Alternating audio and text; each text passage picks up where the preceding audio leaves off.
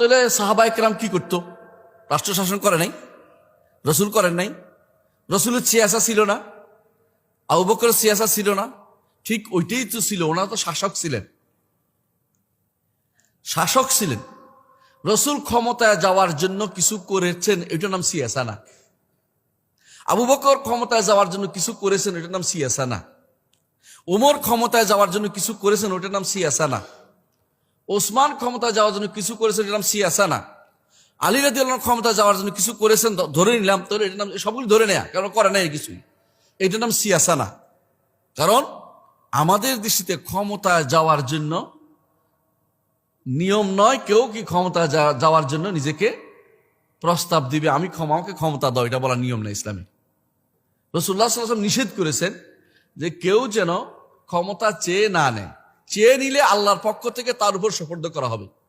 আর যদি কোনো চেয়ে না নেয় তাহলে তাকে আল্লাহর পক্ষ থেকে সাহায্য করা হবে। এটা কি রাসূলুল্লাহ সাল্লাল্লাহু আলাইহি ওয়াসাল্লাম হাদিস না? আপনার মনে আছে তো হাদিসটা? অবশ্যই মনে থাকার কথা। সেই কারণে ওনারা এই কাজটা করেন নাই। আমি আসবো, আপনাদের এখন প্রশ্ন, অনেক প্রশ্ন আছে আমি জানি, এগুলো উত্তর দেবো আমি ইনশাল্লাহ, আপনারা বসেন। দ্বিতীয় হচ্ছে, তাহলে ওনাদের সময় সিয়াসা বলে যেগুলি প্রচলিত সেগুলি কি, সেগুলি শুনেন। আবু বকর রাদিয়াল্লাহু আনহু যখন খলিফা হলেন তখন তিনি অনেক কিছু করেছেন যেগুলিকে সিয়াসা নাম দিয়েছেন। যেমন তিনি যুদ্ধ করেছেন যাকাত অস্বীকারীর বিরুদ্ধে। রসুলের যুগে তো কেউ যাকাত অস্বীকার যুদ্ধ করছে না, রসুলের যুগে তো যুদ্ধের কথা প্রশ্নই আসে না। তাহলে বোঝা গেল যে ওই সময় যাকাত অস্বীকার কেউ ছিল না। ওনার সময় এসে এটা নতুন করে কি হলো, প্রবর্তন হলো, বাধ্য হয়ে তিনি যুদ্ধ করলেন, এটার নাম সিয়াসা। রাসূলুল্লাহ সাল্লাল্লাহু আলাইহি ওয়াসাল্লাম আবু বকর রাদিয়াল্লাহু আনহুকে কিভাবে ক্ষমতা দিলেন? দিয়ে গেছেন? দেন নাই। মুসলিম উম্মাত একসাথ হয়ে তাকে ক্ষমতায় বসিয়েছেন, ঠিক কিনা? বিশেষ করে উচ্চ কক্ষ মদিনাবাসী যারা রসুলের কাছের মানুষ সবচেয়ে, ওরা একমত হয়ে ক্ষমতা বসে, বাইরের লোককে কেউ জিজ্ঞাসাও করেনি। তথাকথিত একক গণতন্ত্র নামে কিছু জিজ্ঞাসা ছিল না ওখানে, কথা বুঝেন কিনা? এখানে কারা ছিল?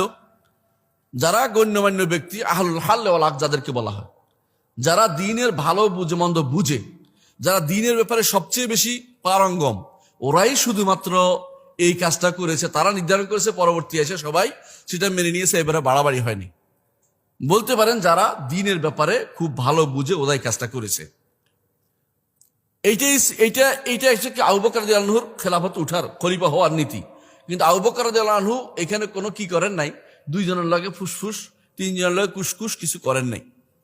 আলাদা আলোচনা করে নির্ধারণ করার নীতি তারা অবলম্বন করেন নাই। বা ভোটাধিকার হোক কে বেশি পাইলো দেখি, এটা বলেন নাই। এটা পরে আসবে, আমি বলতেছি, এটা এখানে আসে নাই, কিন্তু অন্য জায়গাতে এটা একটা নীতি আসছে।